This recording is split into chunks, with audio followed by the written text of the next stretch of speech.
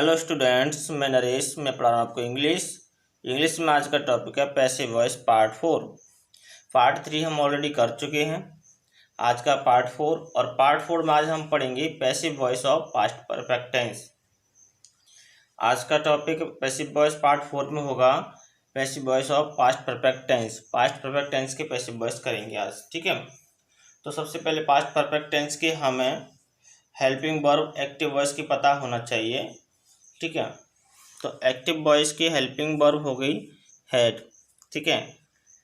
जो टेंस होते हैं उसकी helping verb past perfect tense की होती है हैड और वर्ब की थर्ड फॉर्म लगती है इसमें, ठीक है। पैसिव वॉइस की हेल्पिंग वर्ब होती है, जब पैसिव बनाएंगे हम तो पैसिव वॉइस की पास्ट परफेक्ट टेंस की हेल्पिंग वर्ब होती है हैड बी, ठीक है। इसमें कोई बताने की ज़रूरत नहीं है कि इस वर्ब की मेन वर्ब यानी एक्शन वर्ब की थर्ड फॉर्म लगती है, क्योंकि सभी पैसिव वॉइस में जितने भी पैसिव वॉइस के सेंटेंसेस होंगे सभी टेंसेस में वर्ब की थर्ड फॉर्म का ही यूज़ करते हैं, कोई अदर फॉर्म आते ही नहीं इसमें, ठीक है। चलो, इसके बाद आपको हेल्पिंग वर्ब पता चल गई। अब आगे करते हैं हम स्ट्रक्चर की बात। स्ट्रक्चर आपको लर्न हो गया होगा, क्योंकि ऑलरेडी ये पार्ट 4 चल रहा है।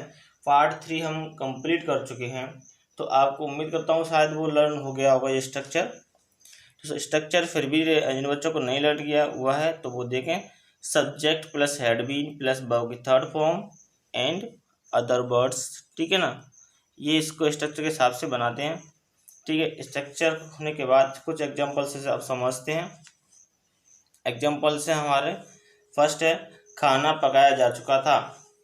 खाना पकाया जा चुका था, इसके लिए हमें देखो, अभी तो हमको पता है कि हम पैसिव वॉइस कर रहे हैं, ठीक। जब आपके सामने अचानक से कोई सेंटेंस आ जाता है तो आपको उसको भी आइडेंटिफाई करना आना चाहिए कि ये पैसिव वॉइस है या एक्टिव वॉइस है, ठीक है।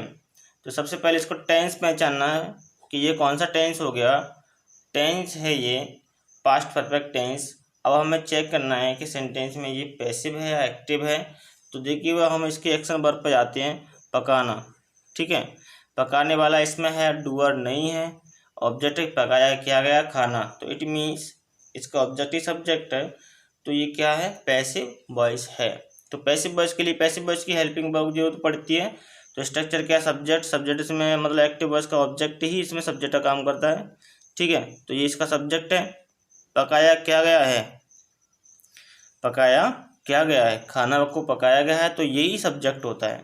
इसमें क्या लगा के सब्जेक्ट निकाल लेते हैं पैसिव के अंदर। तो सबसे पहले सब्जेक्ट आएगा। सब्जेक्ट क्या है, खाना, तो यानी द फूड। अब आती है helping verb. Helping verb passive की मैंने बताई थी हैड बीन, ठीक है। तो हैड बीन। अब आती मेन वर्ब। मेन वर्ब क्या, पकाना, पकाना थर्ड फॉर्म कुक्ड, ठीक है, full stop. The food had been cooked. ऐसे इस तरह से सेंटेंस रेडी हो जाता है, ठीक है। नेक्स्ट सेंटेंस कर लेते हैं। क्या राहुल के द्वारा फूल तोड़े जा चुके थे। क्या राहुल के द्वारा फूल तोड़े जा चुके। टेंस देखते हैं। टेंस है पास्ट परफेक्ट टेंस। सेंटेंस देखते हैं, इंटरोगेटिव है। अब ये देखते हैं पैसिव है या एक्टिव है। तो के द्वारा आ गया, राहुल के द्वारा आ गया, तो ये पैसिव वॉइस हो गया, ठीक है। के द्वारा मैंने बताया था, के द्वारा आ जाए तो उसमें पैसिव वॉइस होता है ना।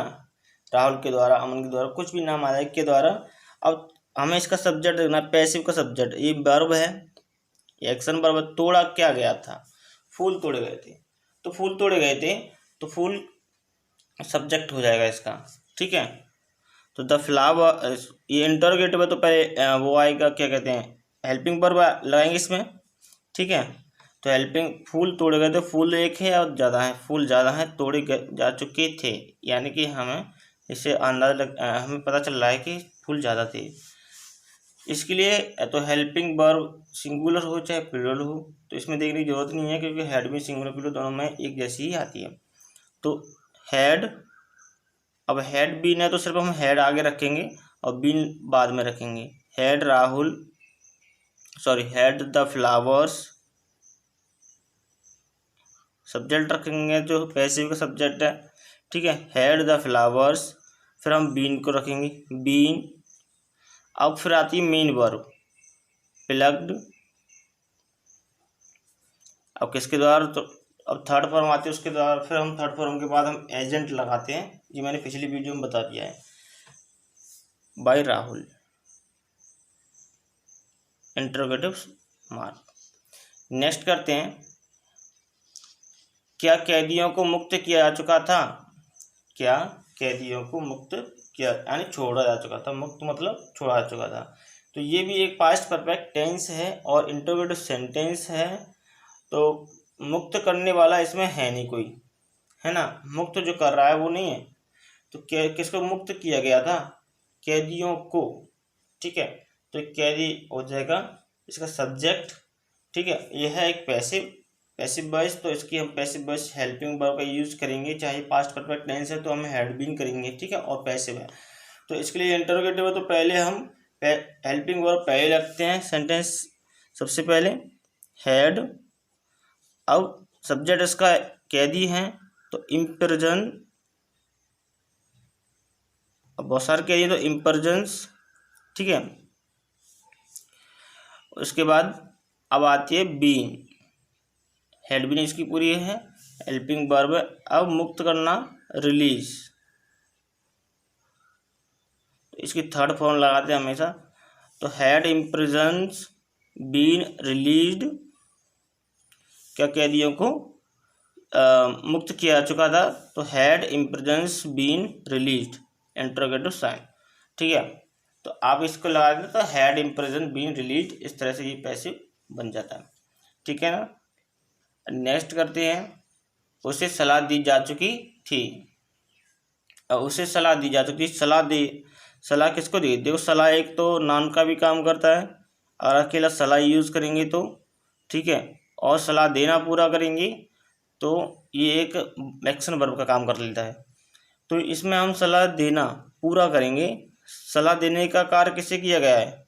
सलाह देने वाला इसमें है नहीं है, तो ये पैसिव है, तो इसलिए हम इसको पैसिव बनाएंगे। और सलाह किसको दी गई? उसे मतलब हिम होता है, तो हिम का सब्जेक्ट केस होता है ही, उसे की यहाँ लगाएंगे हम ही, ठीक है। तो उसे की इंग्लिश होगी ही। किसको सलाह दी गई? जिसको सलाह दी गई है उस वही सब्जेक्ट होता है पैसिव में, तो ही had been advised, third form ये आएगा, फुल स्टॉप। तुम्हें निर्देश दिए जा चुके थे, तुम्हें निर्देश दिए जा चुके थे पास्ट परफेक्ट है, और निर्देश देने वाला नहीं है, ठीक है। निर्देश भी इसमें भी वही केस है, निर्देश अकेला यूज करेंगे तो ये इंस्ट्रक्शन हो जाता है, इंस्ट्रक्शन निर्देश होते हैं तो ये नाउन का काम करते हैं, ठीक है। अगर निर्देश देना, इंस्ट्रक्ट मतलब निर्देश देना होता है, तो अगर हम इसे एज ए वर्ब यूज करेंगे पूरा निर्देश देना, तो ये वर्ब का भी काम करता है, तो हमें इसे पूरा यूज करेंगे कि ये पूरा वर्ब बना दें इसको, इंस्ट्रक्ट, ठीक है। तो तुम्हें दिए जा चुके निर्देश किसको दिए जा चुके थे? तुम्हें, तो ये सब्जेक्ट हो जाएगा, तो यू, फिर आएगा helping verb had been instructed, ठीक है। तो ये आपका सेंटेंस बन जाता है, इसको हमने action verb as a action verb use किया है, ठीक है। तो ही हैड बीन इंस्ट्रक्टेड, इस तरह से हमने पास्ट परफेक्ट टेंस कर लिया, यहाँ पर आपको समझ आ चुका होगा। अब हम नेक्स्ट टेंस करते हैं।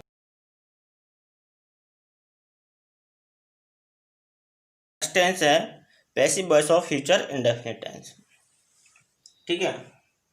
अब हम फ्यूचर इंडेफिनिट के बारे में करेंगे। पास्ट परफेक्ट के बाद वैसे पास्ट परफेक्ट कंटिन्यूस टेंस आता है, परफेक्ट कंटिन्यूस टेंस का एक भी पैसिव नहीं बनता किसी भी टेंस का, ठीक है, इसलिए वो उसको स्किप कर दिए हैं। अब हम करेंगे passive voice of future indefinite tense. तो फ्यूचर इंडेफिनिट टेंस आपको आता है, ठीक है। टेंस कैसे करते हैं फ्यूचर इंडेफिनिट टेंस की, जो फिर भी मैं बता देता हूँ, इसकी एक्टिव हेल्पिंग हर उसमें बता रहा हूँ मैं। तो बिल और सेल इसकी हेल्पिंग वर्ब होती है, और वर्ब की थर्ड फॉर्म लगती है एक्टिव में, सॉरी फर्स्ट फॉर्म लगती है एक्टिव में, और इसको आई के साथ सेल और बाकी सभी के साथ, आई और बी के साथ सेल और बाकी सभी के साथ बिल का यूज करते हैं। नेक्स्ट है passive helping verb. Passive helping verb will be and shall be का यूज करेंगे, यानी आई बी के साथ शैल बी और बाकी सब्जेक्ट के साथ विल बी का यूज़ करेंगे यहाँ पर। ठीक है, स्ट्रक्चर देखते हैं। स्ट्रक्चर क्या है, subject plus shall be will be plus verb की third form and other words, वही जैसा कि हम पीछे कर चुके हैं।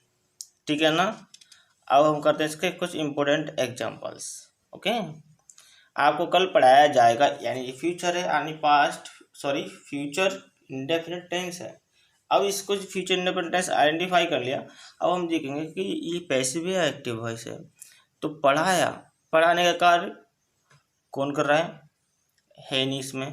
अब जिसको पढ़ाया वो है, आपको पढ़ाएगा, इट मीन्स ये पैसिव है।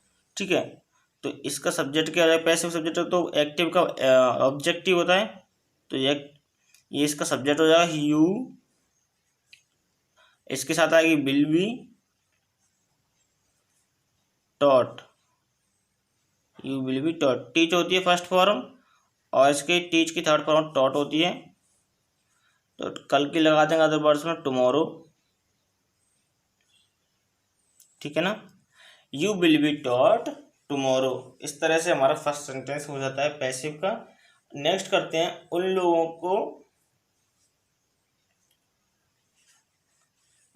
को जेल भेजा जाएगा। उन लोगों, ये ऐसे सेंटेंस बन जाएगा, उन लोगों को जेल भेजा जाएगा। ठीक है ना। तो इसके लिए फ्यूचर इंडेफिनिट टेंस हो जाएगा ये, और जेल भेजने वाला तो है ही नहीं इसमें। ठीक है, ठीक है ना। तो इसका पैसिव हो जाएगा, किसको भेजा जाएगा, उन लोगों को। उन लोगों को मतलब होती है they will be, helping verb क्या आ जाएगी, विल बी। और भेजना की सेंड होती है, तो थर्ड फॉर्म हो जाएगी सेंट। कहाँ भेजा जाएगा, प्रिजन। जेल की होती है प्रिजन। ठीक है, they will be sent prison. तो इस तरह से हमारा ये सेंटेंस कंप्लीट हो जाता है, they will be sent prison. Next करते हैं, जुलाई में स्कूल पुनः खोले जाएंगे।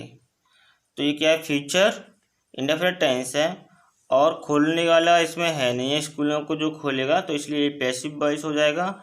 सब्जेक्ट जुलाई में, ये सब्जेक्ट नहीं होगा। खोले क्या जाएंगे, स्कूल्स, तो ये सब्जेक्ट हो जाएगा। तो स्कूल्स विल बी, ये हेल्पिंग वर्ब होती, will be reopen, third form लगेगी रीओपन इन जुलाई। ठीक है ना। तो इस तरह से ये सेंटेंस बन जाएगा। नेक्स्ट सेंटेंस है, बिहार में नया मुख्यमंत्री चुना जाएगा। बिहार में नया मुख्यमंत्री चुना जाएगा।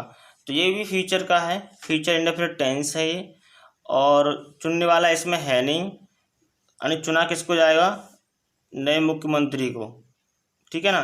तो नया मुख्यमंत्री हमारा सब्जेक्ट बन जाएगा, यानी कि स्टार्टिंग में हर चीज़ आने वाली स्टार्टिंग में सब्जेक्ट नहीं होती है, उसका एक लॉजिक होता है। तो उस लॉजिक को समझिए कि सब्जेक्ट होता क्या है।